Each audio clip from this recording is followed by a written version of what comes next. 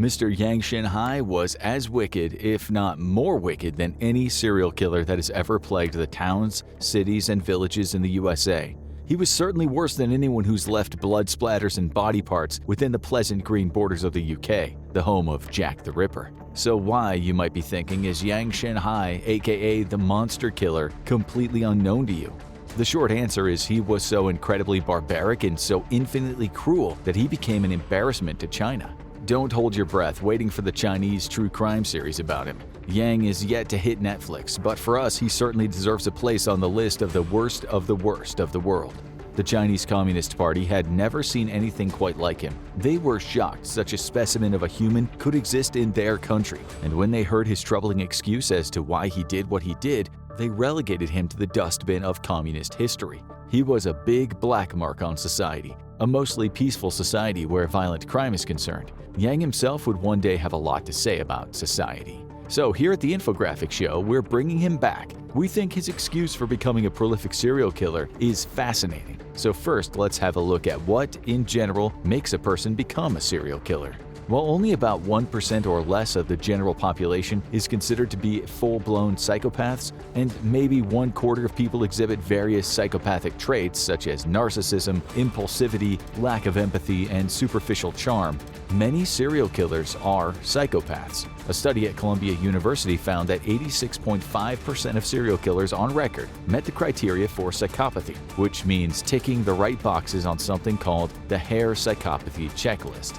That same study said 87.5% of serial killers met the criteria for sadistic personality disorder. They actually enjoy seeing people suffer at their own hands, as Yang certainly did. Killing was sport to him. Unlike some serial killers, he wasn't interested in the aftermath. He didn't want to stay near the bodies or take parts of them home with him. He was driven by violence and the fear of his victims, some of whom he didn't kill immediately. He was a sadist. At least that's what we can gather from the little information the Chinese police have made public about his crimes. But psychopaths in general don't kill people. You all likely know or have met a psychopath. You might have dated one or worked with one, and despite their flaws, they probably aren't going out at night and tearing strangers to pieces. There's more to serial killers than psychopathy, a lot more. It's hard to predict who will become a serial killer. They're not easy to pin down. Otherwise, we'd have minority reports on certain kids and they'd never become killers. Even so, researchers in the US have found many serial killers share certain childhood traits, such as chronic bedwetting or setting fires, and a big one, seeming to enjoy hurting animals. But this might just be a consequence of childhood neglect. Neglected kids don't usually start killing, but we can say that the majority of serial killers faced childhood trauma. Something else usually happens, perhaps a serious head injury that affects their faculty of reasoning, or maybe they learn to associate violence with sex, and in many cases the kids witness or experience extreme violence and then later normalize it. There aren't many serial killers in the world because so many things have to go wrong for one to develop and begin killing. It's thought right now, in the US, there might be 25 to 50 serial killers, and the majority of them would have abnormal childhoods. With this in mind, let's look at the childhood of today's killer. Are there any clues in his childhood that might help us understand why he became such an incredibly cruel adult? Yang was born on July 17, 1968, which isn't a great time for the rural poor in China.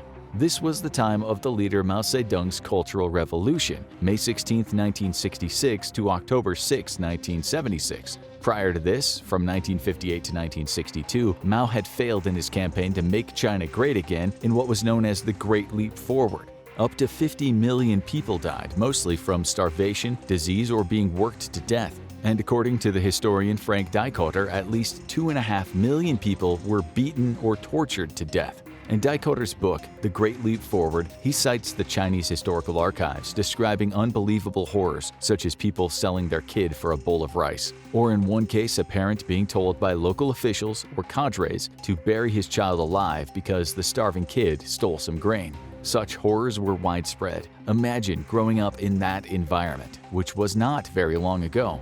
In the Cultural Revolution, when much of China got behind Mao to weed out the counter-revolutionaries and the so-called bourgeoisie elements of society, teachers were sometimes dragged out of their classrooms by students and beaten to death. Neighbors snitched on neighbors, property was violently confiscated, and the intellectual class were often publicly humiliated and sent to the countryside in the millions. Persecution was pervasive, violence and fear were everywhere you looked. This all happened when little Yang was learning how the world worked.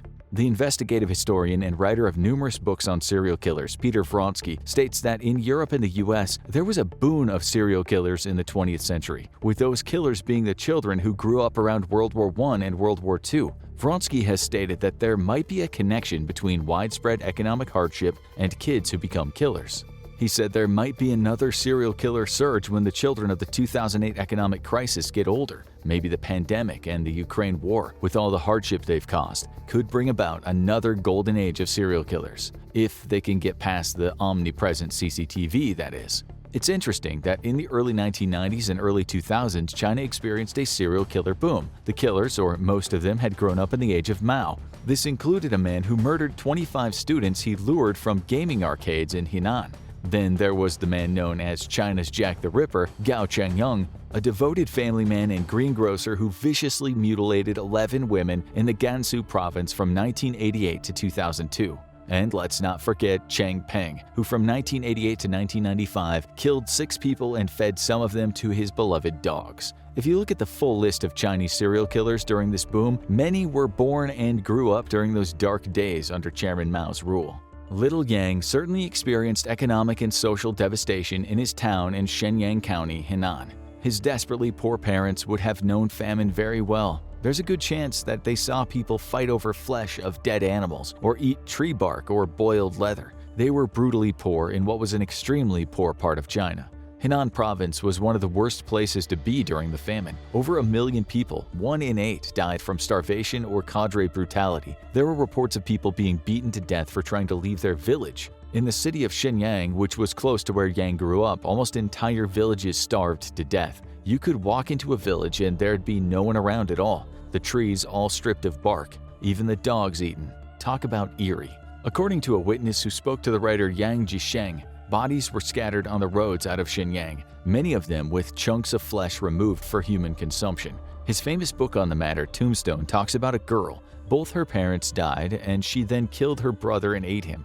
The book is banned in China. Such barbarity is not often discussed in public. We don't know what horrors Yang saw as a child, but he couldn't have escaped the brutal impact of those times completely. Judging by what he'd later say, we are confident he didn't. He did at least grow up after the famine of the Great Leap Forward, but since his own town was at the epicenter of this Chinese disaster, he no doubt knew what hunger and cruelty felt like. He had very little trust or faith in society. Yang was the youngest of 4 children living in what the press called a dilapidated house. He was smart but was said to be very introverted. He didn't have many friends, and despite his relatively high IQ, he had little interest in studying. At age 17, in 1985, he took one look around his impoverished village and told his parents he was leaving. There was as yet nothing to suggest this boy would become unimaginably cruel. His father just said he was angry and he left, never to return to his home village. It didn't take long for him to fall afoul of the law. Little is known of his life back then, perhaps due to the Chinese government wanting to keep his case quiet, but we do know that he would drift from town to town looking for work. He was arrested in 1988 and 1991, both times for theft, which led to stints in labor camps. It seems he had a girlfriend around this time, but she didn't wait for him to get out of the labor camp. The angry young man got angrier. It's also worth pointing out that another trait of psychopathy is getting involved in petty crime at a young age. Almost all serial killer psychopaths, such as Ted Bundy, can't resist stealing or engaging in other small crimes. Yang graduated to murder in 2000. Again, it's unclear where he started, since Chinese police seem to have put a gagging order on his crimes. Often, reports of murder were left out of the Chinese daily newspapers, and Chinese citizens only found out about them online on internet forums. It was the same in communist Russia. The government would often cover up cases of serial murder, since the communists like to say such depraved behavior only happened in the decadent West. What we do know is that Yang would often get around by bicycle, traveling from town to town in the provinces of Anhui, Hebei, Henan, and Shandong.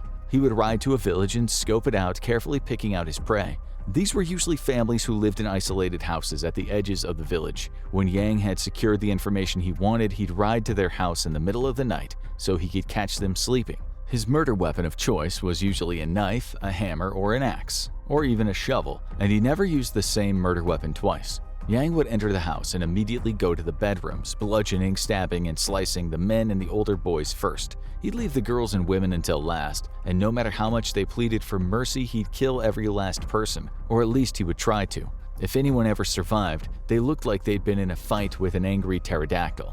Yang was what criminal profilers called forensically aware, meaning he knew how to evade detection. He'd bury the murder weapon or throw it in a river, as well as burn the clothes he was wearing when he committed the crime. He also changed shoe size to make cops believe several different killers were at work. Sometimes he'd plod around in shoes way too big for him, knowing that cops often looked for footprints. Yang must have known something about serial killing. After he was caught, some media reported that he had a notepad where he'd write down his ideas for movies about serial killers. Details of each murder are scant, but some of the ghastly crimes did become public knowledge. In October 2002, he sneaked into a house, killed the husband first, then the daughter, and lastly he tried to kill the pregnant wife, though she miraculously survived her injuries. His weapon this time was a shovel. On December 6 that year, a grandfather named Liu Zhongyuan arrived at his house in the village of Luzhuang in Henan to find his son and daughter and their 2 children dead. He said his wife was alive, her eyelids noticeably moving, but she died 10 days later in the hospital. The grandfather, who'd stayed at their new house that night, told the press, "We plan to move to the new house on December 9th. Who can imagine that they experienced such a tragedy only 3 days before? Yang had used a hammer, which he buried, and he threw his bloody clothes in a river. Regarding the modus operandi, Yang's murders weren't difficult to connect. Even though the police never let the public know that there was a serial killer on the loose, the first time Yang killed is thought to have been September 19, 2000, when he slaughtered 2 family members. Less than 2 weeks later, he slaughtered 3 members of a family. Each time he sneaked into their house at night and slaughtered them as they slept. His crimes were similar to those of the USA's Richard Ramirez, the Night Stalker, but Yang offered no devil excuses, and he'd rack up a much longer list of victims. Yang kept on killing, murdering just 7 people in 2001, but in 2002 he murdered 33 people, each time attacking a family or a couple. In Jumadian in Henan, he murdered 5 people in one house, the highest number he'd kill in one night's work. He murdered 4 people at once a few times, and on August 8, 2003, he killed another 5-person family in a village outside the city of Shijiazhuang, Hebei Province. What China had on its hands wasn't dissimilar to the axe murders in the US at the start of the 20th century. The Chinese police wouldn't ever fully explain what Yang had done in those houses, but they did talk about extreme cruelty and bloodbaths. 3 months after his massacre of 5 in Shijiazhuang, Yang was in the city of Kangzhou in the same province when police picked him up at what the media described as an entertainment venue. Some media stated it was a nightclub. Reports say he acted suspiciously, so police asked him to go with them to the station. Again, details are scarce, but it's likely they recognized his face because they soon took a DNA sample from him, and the game was up. Yang might have been forensically aware, but it's not as if he committed those murders with a hazmat suit on. The cops soon connected him to the crimes in 4 provinces. He subsequently confessed. All added up, his reign of terror in just 3 years had led to the violent deaths of 67 people, with 10 people very seriously injured. His crimes also included very serious sexual misconduct, something we can't describe here. Had he not been caught when he was, he might well have gone on to kill over 100. If you look at the crimes and what he had to say about them, it seems he was just getting started. Soon the Chinese media was aflame, with some Chinese news reports stating that Yang was even worse than the killers in the USA. Some Chinese citizens vented their concerns about how the Ministry of Public Security had kept his crimes under wraps. In China, everyone is familiar with the term Wai Qi Wen Ding, which translates to maintaining public stability. Things must never look like they're getting out of hand, so the cops don't always tell the media what's been going down regarding crime. Still, had people known a madman was in their midst, they might well have put better locks on their doors. Now we'll ask the question that we asked at the start. Why would a man do such things? Yang always tried to make sure everyone was dead. His barbarity was about as bad as it gets in the world of serial killers. The crime scenes he left were absolutely devastating. Young or old, he attacked them like a monster. His answer to that at first was that he was upset that his girlfriend had broken up with him when he was first sent to a labor camp. To most Chinese citizens, that seemed stupid and not the least bit sincere. There had to be more. His second answer made more sense. He said, "When I killed people, I had a desire to kill more." This inspired me to kill more. I don't care whether they deserve to live or not. It's none of my concern."